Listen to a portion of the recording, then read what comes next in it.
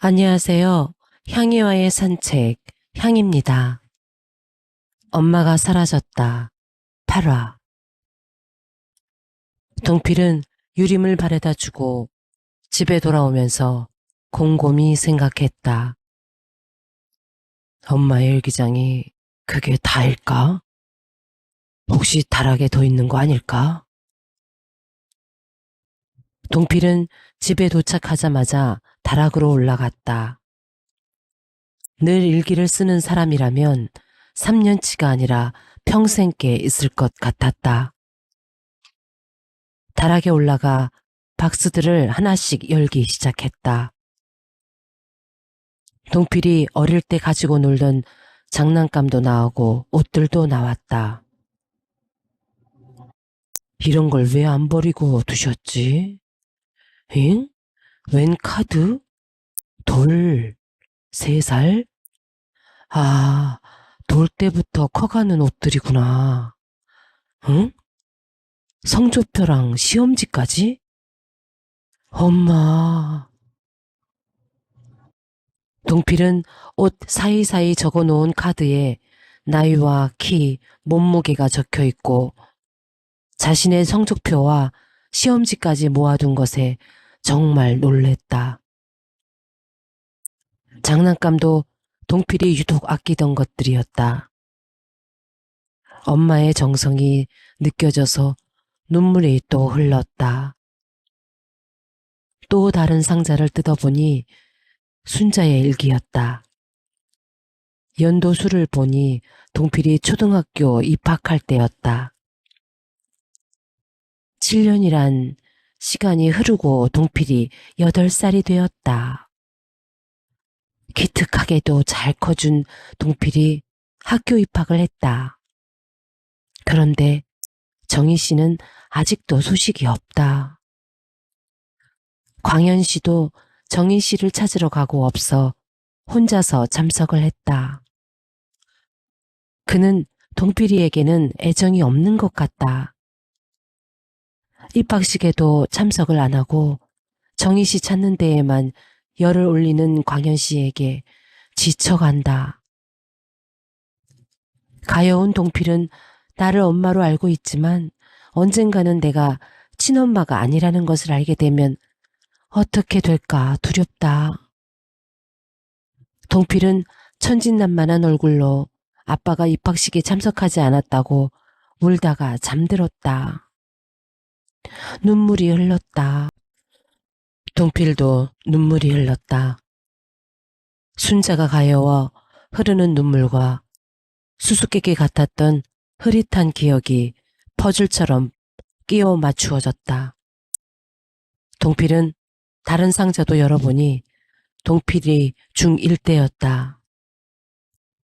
광현 씨가 술이 취했는지 나를 뜨겁게 안았다. 처음 있는 일이지만 내심 행복했다. 동필이를 위해 서류만 부부가 된 지 3년 만이다. 드디어 그이가 나를 여자로 보고 있나 보다. 한바탕 질펀하게 안고는 잠든 저 모습이 사랑스럽다. 내일 일어나 기억 못하는 건 아니겠지? 하는 두려움이 생긴다. 동필은 세 상자나 되는 일기를 자신의 방으로 옮겨 읽기 시작했다. 여자로서 모멸감을 느꼈다. 동필이 가엾고 불쌍해서 참고 살았지만 늘 나를 망부석 취급을 하는 그가 밉다. 낮에 대문을 고치러 오신 분에게 식사 시간이 너무 지났기에 국수를 대접했다. 광현 씨가 들어오다가 다시 집을 나갔다. 무슨 일인지 술을 마시고 들어와서는 나보고 더럽다고 욕설을 하다가 잠이 들었다. 온갖 더러운 욕을 했다. 애정 없이 사는 우리지만 서럽다. 하지만 어린 동필이 때문에 참고 오늘도 넘긴다. 정희 씨가 돌아오면 나는 떠나야 할 몸이다. 동필은 연도가 뒤죽박죽인 채 일기를 읽으며 아버지의 독단적이고 위선적인 면을 보는 것 같았다. 일기를 읽느라 새벽이 밝아오는 것을 보고서야 잠시 눈을 붙인 동필은 경찰서에서 전화가 오고서야 잠에서 깨었다. 시체를 인도해 가도 좋다는 전화였다. 수사 방향을 잡은 수사팀은 자신들이 순자의 사망 시간으로 보았던 그날 CCTV에 뒷문으로 빠져나가는 사내가 여자를 업고 나가는 게 찍혔는데 순자의 옷차림이었다.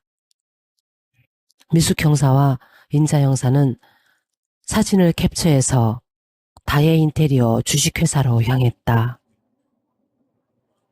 인사부에 들러서 CCTV에 찍힌 사내의 옆모습 사진을 보여주며 질문을 했다. 이 사람 여기 직원이죠? 현장 직원들 얼굴은 사실 저희들은 다 몰라요. 그럼 어디 가서 물어봅니까? 알 수 있는 사람 없습니까? 현장 반장님들께 물으면 알 수 있을 거예요. 인건비 계산한 장부도 반장님들이 가지고 계시니까요. 잠시만요. 그곳에 일한 반장이 누군지 알아봐 드릴게요. 인자 형사와 미숙 형사는 사무실 직원이 알려준 반장 번호로 전화를 해서 약속을 하고 복례동으로 향했다. 팀장님, 다혜 인테리어 대표 있잖아요. 응, 왜? 아닙니다. 뭐가 그리 싱거워? 말해, 뭐야? 미숙 형사는 인자 형사에게 답답하다는 듯 툭 쏘았다. 참고인 조사하던 병준 씨와 동창이고 같은 회사에서 근무하더라고요. 그래서 조금 수상해서요. 응? 조사를 하는데 그 잘 나가는 분의 부인이 정신과 치료를 받고 있더라고요. 그것도 30년이나요. 아니, 왜? 기억상실증이랍니다. 30년이나? 네. 주변 지인 말로는 낚시 갔다가 멍하니 앉아있는 여자분을 집에 데려다 달라고 해서 차에 태웠는데 그때 이미 기억이 없는 상태였답니다. 경찰서에서 지문조회로 겨우 집도 찾고 이름도 찾았지만 기억이 지워진 상태였는데 미모에 반한 대표가 자주 찾아갔다가 서로 좋아해서 결혼을 했는데 기억을 찾고 싶어 해서 병원 도움을 받는 중이라네요. 가엾죠? 뭐가? 누가 가여워? 그 잘생기고 돈도 명예도 다 가진 분이 기억이 없는 여자랑 산다는 게 가엾지 않나고요. 쓸데없는 데 신경 쓰지 말고 운전이나 잘해. 미숙 형사는 단칼에 입을 막았다. 인자 형사는 들을 거 다 듣고 더 이상 말을 못하게 하는 팀장이 얄밉다 생각했다가 픽 하고 웃었다. 왜 웃어? 팀장님, 재미있는데 복잡해지는 게 싫은 거죠? 팀장님 성격상 수사도 머리 아픈데 뭐 그런 거죠. 네네, 하산하셔도 되고요. 운전 신경 쓰세요. 그렇게 이야기를 하는 동안 현장 반장을 만나는 장소에 도착을 했다. 안녕하세요. 서부경찰서에서 나온 미숙 형사입니다. 이 사진 좀 봐주세요. 사진을 현장 반장 전일이에게 내밀었다. 전일은 사진을 보면서 아는 듯한 표정을 지었다. 남자는 알겠는데 여자는 잘 모르겠습니다. 남자분만 알면 됩니다. 형식입니다. 네, 형식적인 겁니다. 어디 사는지 아십니까? 혹 이름은 아시나요?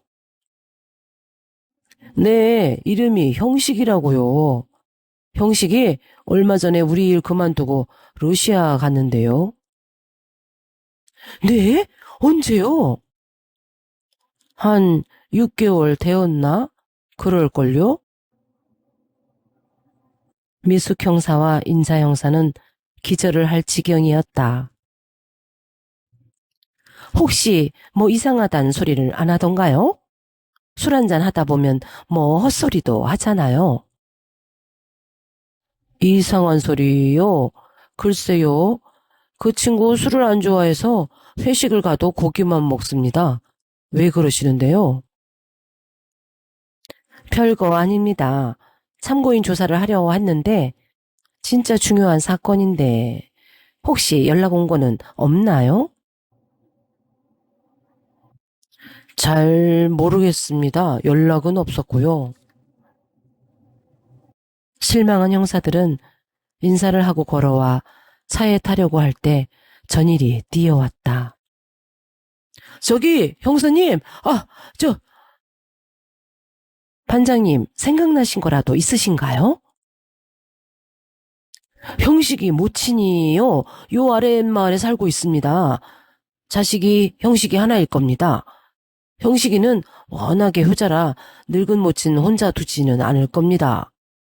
여기 주소요. 전에 한번 택배를 대신 붙여주느라 주소를 문자로 보내줬는데 지우지 않고 여기 있네요. 여기서 잠깐.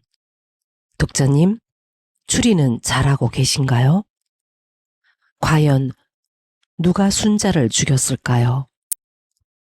동필과 광현, 부자지간일까요?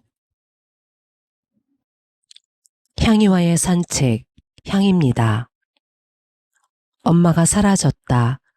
8화였습니다. 끝까지 들어주셔서 감사합니다. 구독과 좋아요는 글을 쓰는 제게 많은 힘이 됩니다. 매일매일이 기쁜 일들로만 가득하시길 바랄게요.